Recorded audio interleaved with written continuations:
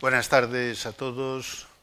En primer lugar, agradecer a la organización de esta cuarta escuela de la profesión médica el que nos haya invitado a participar en ella y agradecer también a los compañeros que han seleccionado esta mesa y este tema que venía avalado por muchos colegios de médicos para poder reflexionar, debatir sobre esta importante cuestión aquí y ahora.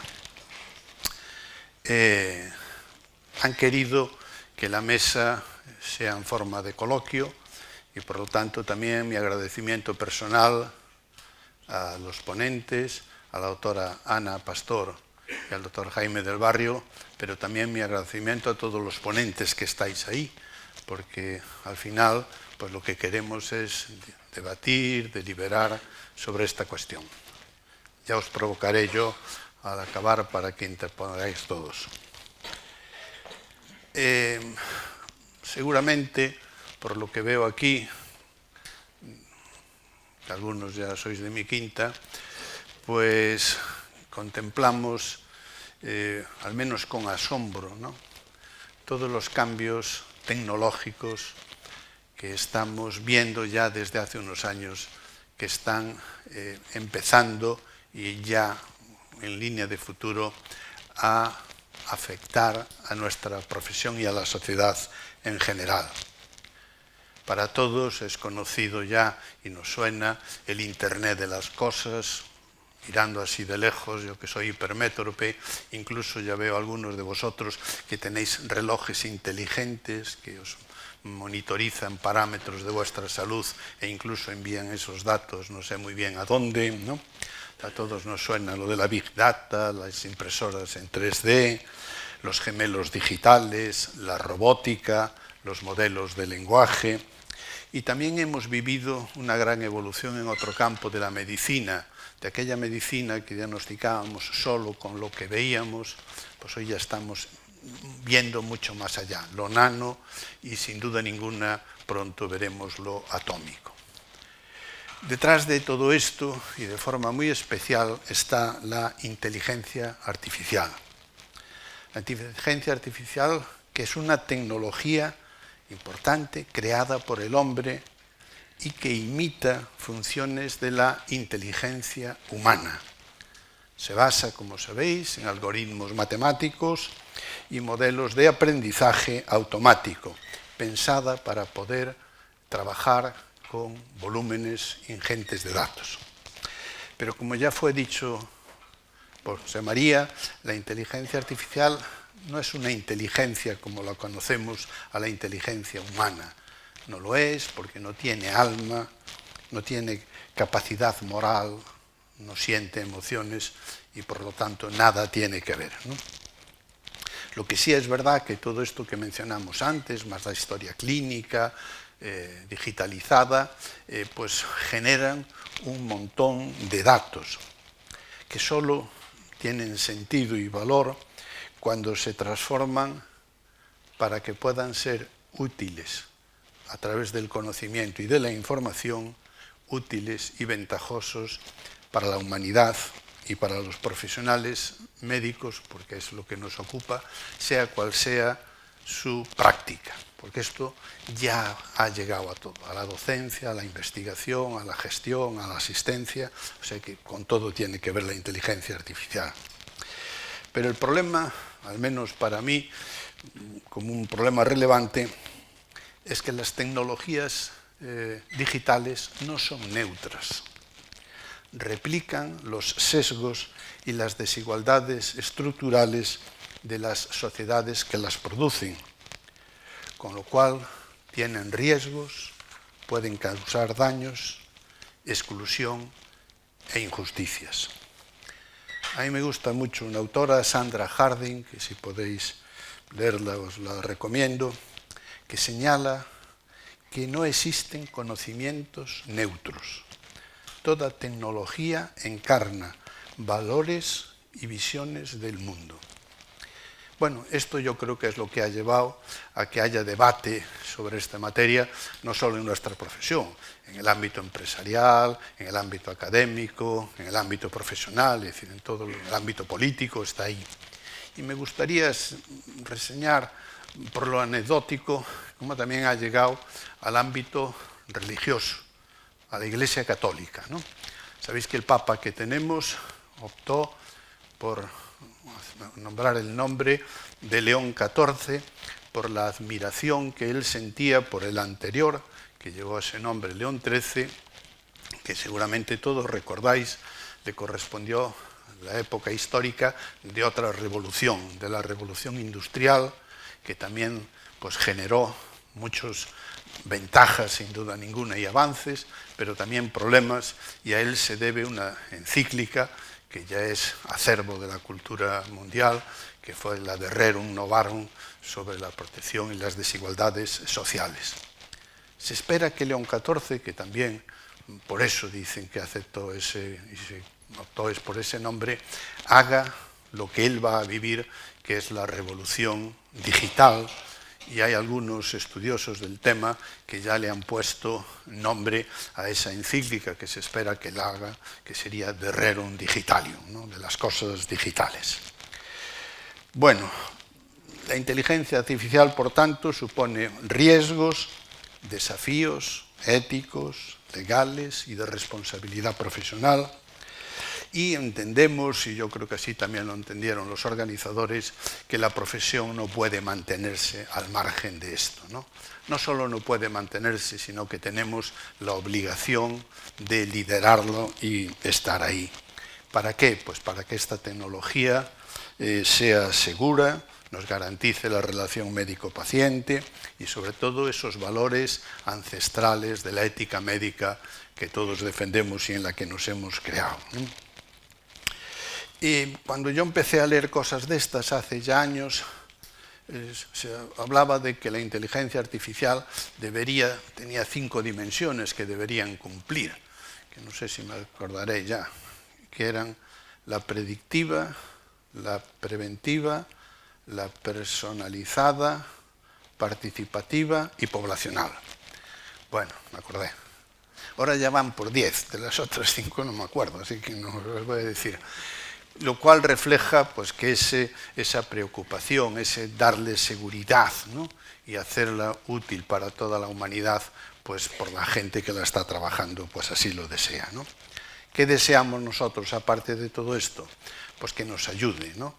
En esas tareas tan rutinarias, burocráticas, complejas que tenemos, que nos ayude a liberarnos de ella y que sobre todo nos permita estar más cerca de los pacientes y poderles dedicar más tiempo, ¿no? Bueno, esto es un poco lo que queríamos hablar aquí. Y tenemos la suerte de que de este lado, porque a todos vosotros, a casi todos os conozco, pero ya os digo que nos voy a presentar de uno en uno, aunque también sois ponentes de la mesa, pero a ellos sí, porque tengo la suerte de tener a 2 personalidades extraordinarias, que después presentaré individual. Pero quisiera resaltar de los 2, cuando los propusimos y aceptaron, algo que al menos para mí es maravilloso. Los 2 son médicos clínicos y conocen perfectamente y saben lo que es ver paciente, la vulnerabilidad, el sufrimiento, la gestión de una consulta, y eso creo que es de mi etapa en la administración. Yo dividía a los médicos en los que alguna vez habían visto pacientes y en los que nunca en su vida vieron pacientes. Y la verdad es que tenían rasgos bastante distintos, ¿no? Por lo que imprime de carácter haber estado pasando consulta. Bueno, ellos los 2 son médicos clínicos que además han llevado esa mentalidad, esa filosofía, ese buen hacer a sus responsabilidades que han desarrollado y siguen desarrollando. Y cuando, bueno, pues hubo esta oportunidad, yo me satisfizo mucho que ellos quisieran aceptar para hablar de este tema con el conocimiento y la experiencia que tienen, sobre todo pues, de esta. Va a hablar en primer lugar Jaime del Barrio. Tengo que leer esto porque no me lo sé de memoria. Bueno, Jaime del Barrio es un médico clínico, un médico internista, fue consejero de Sanidad de Cantabria, director general del Instituto Roche en Roche Pharma y desde hace 11 años está como Senior Advisor of Healthcare in Life Sciences en Ernst & Young. Es además académico correspondiente de la Real de Medicina de Cantabria y está en posesión de varios reconocimientos como Alumni Distinguidi de la Universidad de Cantabria y Personalidad Digital del año 2020. Es consejero independiente en varias empresas biotecnológicas y pertenece a varias sociedades profesionales como la Asociación Salud Digital, de la que ha sido su presidente desde su creación hace ya 10 años. Es profesor y director de cursos y másters en escuelas de negocios y universidades y coautor del libro La salud digital y las nuevas formas de atención médica. Cuando quieras, Jaime, te cedo la palabra. Voy a quedar aquí porque después te tengo que presentar a ti. Ahí. Buenas tardes, muy buenas tardes. Gracias, Tomás. Gracias a toda la Junta Directiva del Consejo General. Gracias a todos ustedes. Es para mí un honor compartir este espacio con Ana, con Luciano y con todos ustedes. Probablemente si esperan muchas respuestas a las preguntas que han surgido esta tarde o a las que hace ya 2 años planteamos en este mismo escenario, les decepcione porque probablemente les mande más preguntas que respuestas. ¿Qué ha ocurrido desde hace 2 años cuando en esta sala tanto Tomás como Maribel nos hablaban de transformación digital en salud y a mí me retaron a que hablase un poco de si estábamos en la línea o si perderíamos el tren? Hablé de varias cosas, me apoyé en datos, me apoyé en proyecciones.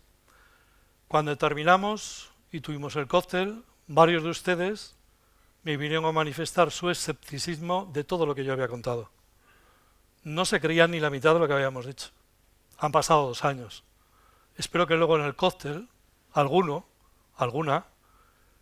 ya no conmigo, sino entre ustedes, digan qué ha ocurrido en estos 2 años en todo aquello que hablábamos. ¿De qué hablábamos? Hablábamos de que el entorno era global, era disruptivo, no habíamos sido formados para pensar de una manera diferente, no iba tanto de tecnología como de cambio cultural, y algo que se ha dicho esta tarde, hablábamos de personas, de humanización. No estamos aquí para poner la tecnología como el fin, sino la tecnología viene a ser aquello en lo que nos apoyamos para resolver cuestiones como las que se han ido planteando esta tarde. Algunas de las que comentaba ahora Luciano también. Decía datos y decía, ¿dónde estarán los datos? Eso me pregunto yo, ¿dónde estarán los datos? Se hablaba también hace un momento, los médicos estamos apabullados y gracias por recordarnos lo que tanto Ana como yo llevamos a gala ya varias décadas después, y es que seguimos siendo médicos, esto no dejamos de serlo nunca. Tenemos pensamiento como médicos, visión como médicos y nos comportamos como médicos. Como digo, en estos 2 años han pasado cosas. Cada uno de ustedes ha vivido historias de éxito y de fracaso relativos a transformación digital en salud. Yo les tengo que confesar que hace ya más de 1 año que cada vez que enciendo mi ordenador estoy en un entorno de inteligencia artificial generativa. Trabajo en una empresa de 400.000 personas, 400.000 empleados, en 120 países.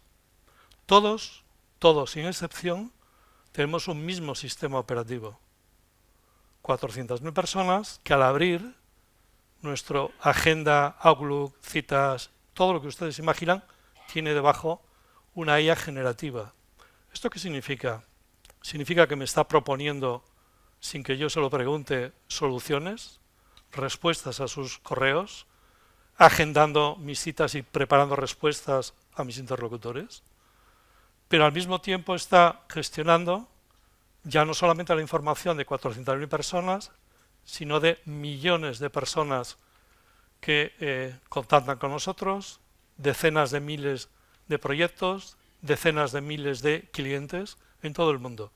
Esto significa conocimiento, datos, ciberseguridad,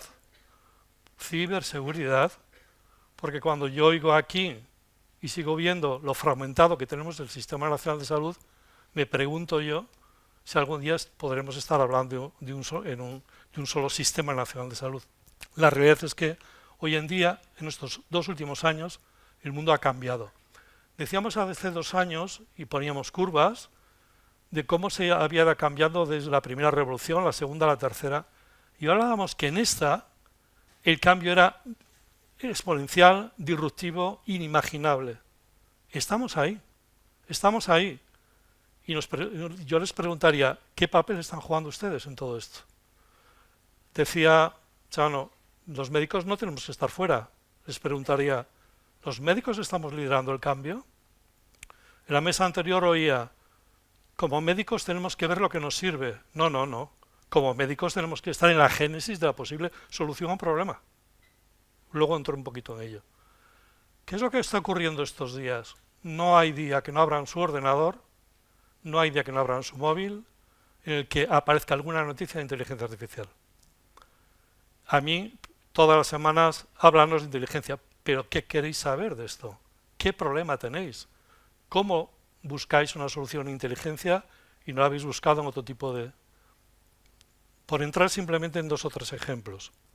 Y hablando de noticias, hace exactamente una semana, porque aquí ya hace 2 semanas ya es tarde, hace una semana aparecía una noticia en una revista como es el Nature. Hoy en día todas las revistas científicas en el mismo día son traducidas y enviadas a todo el mundo y son replicadas en periódicos generalistas. Y la noticia era que podremos saber ya, hay un algoritmo que podremos saber ya, de qué vamos a enfermar en 20 años. Por hacérselo breve, la noticia ponía mucho el foco en el reto que suponía para la privacidad de esos datos, la gestión de esos datos, ponía como foco en los bancos y en las aseguradoras. Y a mí particularmente me llamaba mucho la atención que no entrase en que ese conocimiento otras veces ya lo hemos tenido encima de nuestras manos y nuestros pacientes, nuestra sociedad no ha hecho caso de nosotros. Es decir, ¿realmente ustedes se creen con su experiencia que sea un hombre, a una mujer, a un joven, a un maduro, le decimos que dentro de 20 años va a enfermar de algo, tiene que cambiar su sistema de vida, su estilo de vida? ¿Realmente creen eso? ¿Realmente creen que los políticos y las agendas políticas van a destinar presupuestos para predecir y prevenir lo que va a ocurrir dentro de 20 años? Ya les digo yo que no. Con lo cual, me preocupa que se lancen este tipo de noticias basados en algoritmos y que esos algoritmos luego se vayan replicando y se vayan vendiendo en diferentes sistemas, productos, organizaciones. Y esto es de lo que estamos hablando, de cómo ahora mismo hay algo que está por encima de nosotros, que nos está condicionando si nosotros no lo evitamos. En la primera mesa me llamaba la atención este debate sobre competencias, responsabilidades, gestión, y salvo al final, que oí un poquito a Joaquín poner un poquito qué va a pasar con la inteligencia artificial, la IA, Data Analytics, etc., no, yo tengo que introducir que mientras estamos hablando de todo esto, por encima, todos los grandes responsables de la inteligencia artificial del mundo están juntos decidiendo qué es lo que van a hacer con nosotros. Esta es la realidad. ¿Cómo lo vamos a poder afrontar?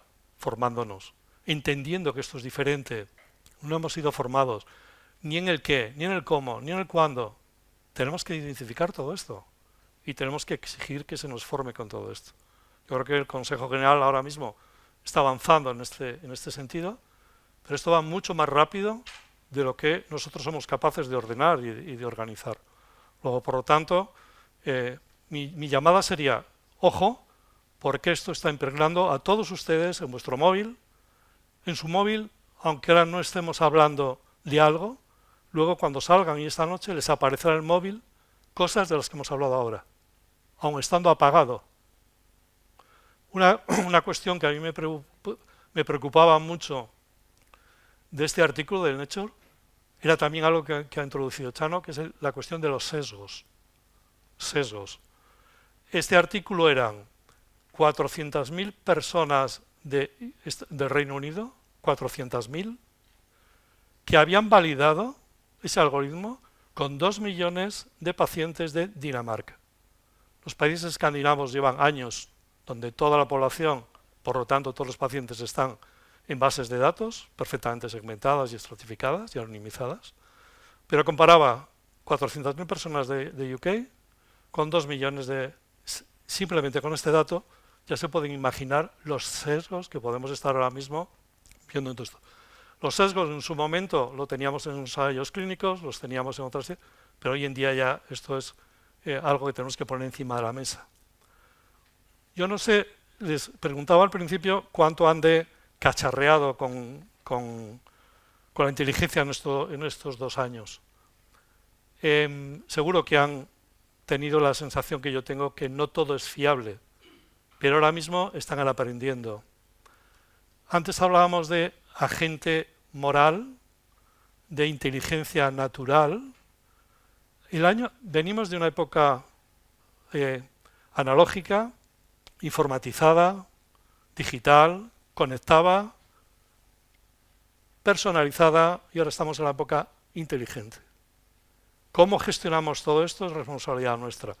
¿Cómo todo esto lo llevamos a los pacientes? Es responsabilidad nuestra. ¿Cómo todo esto los pacientes vienen a nosotros y no nos encuentran? Es responsabilidad nuestra. El año pasado poníamos, hace 2 años, perdón, que los grandes retos que teníamos todos nosotros era que teníamos que atender a más población con menos medios. Y seguíamos diciendo que el 70-80% de nuestro tiempo era luchar contra la informática. Hoy es el día que seguimos haciendo lo mismo. No hemos mejorado nada. Todos los procesos de automatización, de robotización, tenían que estar ya totalmente delegados. Estamos ahora mismo en la IA con copiloto. Venimos del analógico, digital, ahora estamos con la IA con copiloto. El copiloto está aprendiendo, como aprendió el copiloto de los pilotos de aviación, y ahora mismo todos volamos dormidos tranquilamente, sin pensar que quien nos está llevando al otro lado de Europa es un piloto automático, después de muchos años de ensayo-error, ¿vale? Ahora mismo hay un copiloto al lado. Dentro de muy poquito tendremos un agente de inteligencia artificial. Y dentro de un poquito más, esos agentes de inteligencia artificial hablarán entre ellos, sin intervención humana. Y me dirán, no tienen el aspecto emocional, moral, empático, etcétera, etcétera. Pero estamos ahí. Claro que habrá profesiones en las que esto sea fundamental y sea necesario, pero otras en las que no. La nuestra sí. Para ir ajustándome al tiempo y dejar luego tiempo al debate, sí que me gustaría concretar 6 reflexiones muy concretas. Una es la que tú has dicho, ¿no? Que ahora mismo la tecnología no es neutra. En la medida que diseñamos determinado tipo de algoritmos, estamos induciendo un resultado. Como les decía, médicos trabajando al mismo tiempo con arquitectos de datos, intentando resolver un problema. Algoritmo, respuesta de ese algoritmo, validación de esa respuesta. Y vuelta para atrás si ese algoritmo no me resuelve un problema de salud. A mí me invitan a evaluar emprendimiento de IA aplicada a la salud. Mi primera pregunta es, ¿en qué va a cambiar esto la vida de estos pacientes o el curso natural de esta enfermedad? Se sorprenderían que más del 90% de los emprendedores que han invertido años no se han hecho esa pregunta. Por tanto, tenemos que estar ahí, no esperar a que nos venden herramientas que no sirven para nada. En segundo lugar, con los pacientes son digitales, son informados. Tenemos que pasar del paternalismo, de esa confianza ciega, a un acompañamiento. Tenemos que acompañar, tenemos que velar por que ese cuidado lo sabemos hacer, lo hemos hecho siempre, pero ahora mismo lo tenemos que poner un poquito en el foco. La tercera cuestión, el tema de la responsabilidad compartida o no. Ahí están, como digo, Ofelia y Joaquín, que probablemente tengan algo que decir, pero a mí me preocupa. Totalmente de acuerdo que un algoritmo me propone y yo como médico decido, dispongo. Pero en un mundo, ante un error médico, estamos en un mundo en el que seguimos todavía luchando por disminuir la variabilidad clínica en nuestro sistema, por trabajar por resultados, por compartir información. Todavía estamos ahí.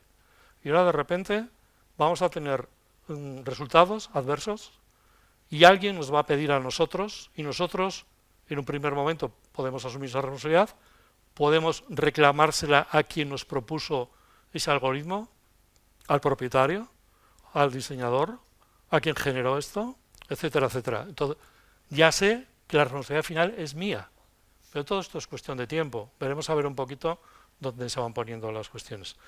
La cuarta reflexión que quería compartir: nuevas realidades, nuevas competencias.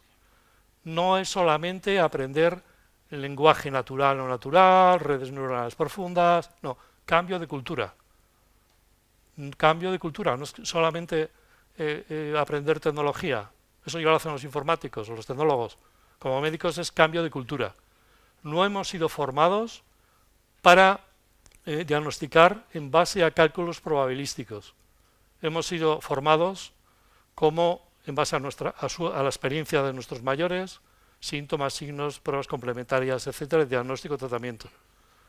Gestionar cálculos probabilísticos de que ocurra o no ocurra, si hacemos o no hacemos, no hemos sido formados para ello, tenemos que aprender a hacerlo. Tenemos que seguir basándonos en casos reales. En estos casos en estos 2 años no hay tiempo, pero les contaría muchos casos reales de éxito y de fracaso. La mayoría de los fracasos han sido por no tener en cuenta lo que les decía. ¿Qué problema de salud vamos a responder? ¿Qué problema de salud vamos a resolver y cómo lo vamos a evaluar? Pregunta, algoritmo y respuesta y evaluación continua. Y por último, el médico, de verdad, y lo siento así y lo digo así, es el garante de